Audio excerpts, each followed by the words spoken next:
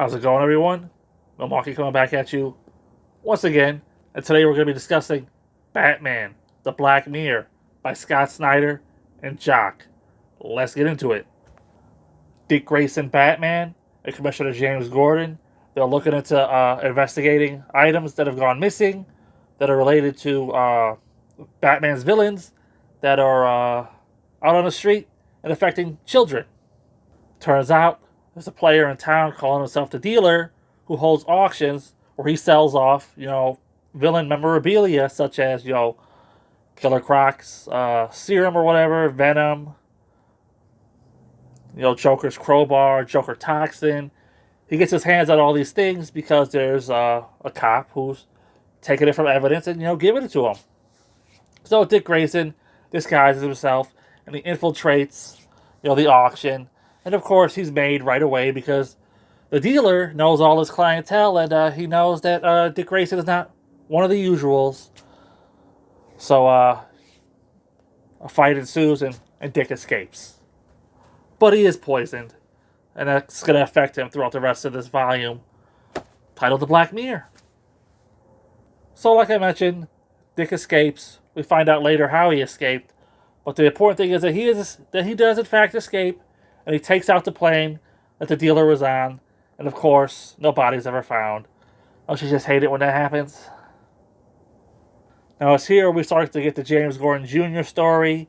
James Gordon Jr., he's back in town. And he's got Jim Gordon, Commissioner Jim Gordon, and Barbara Gordon shook by his mere presence. Because James Gordon Jr., he's a bad dude. And we'll find out why.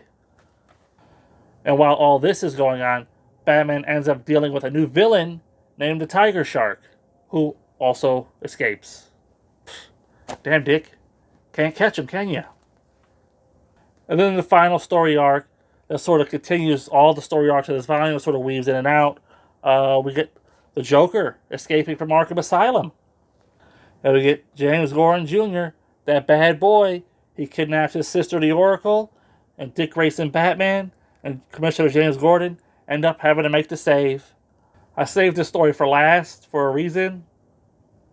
Because it's, Scott Snyder's first work, at least on Batman in the DC universe. I don't know if it's his first work, period, in DC, but this story got a lot of praise, back in the day, and it still gets a lot of praise now. Rereading it here, I would say the praise, is well warranted.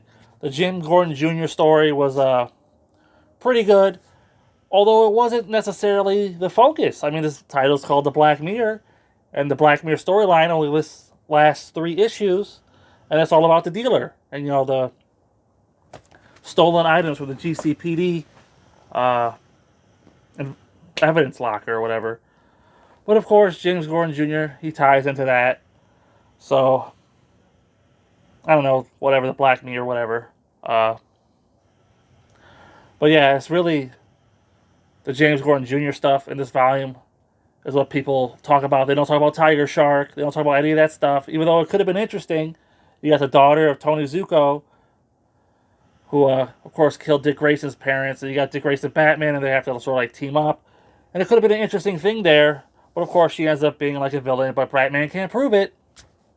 And instead, we get a whole issue where Batman is tracking down like an exotic car dealer who sells guns with his cars. It's like not exactly lighting my world on fire.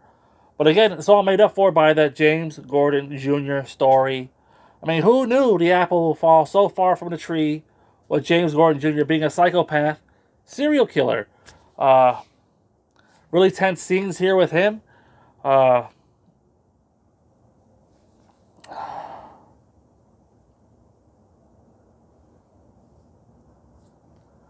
would say overall the volume is well worth the read.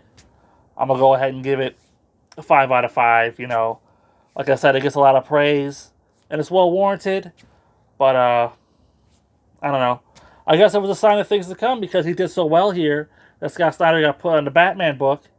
And it all started here. So,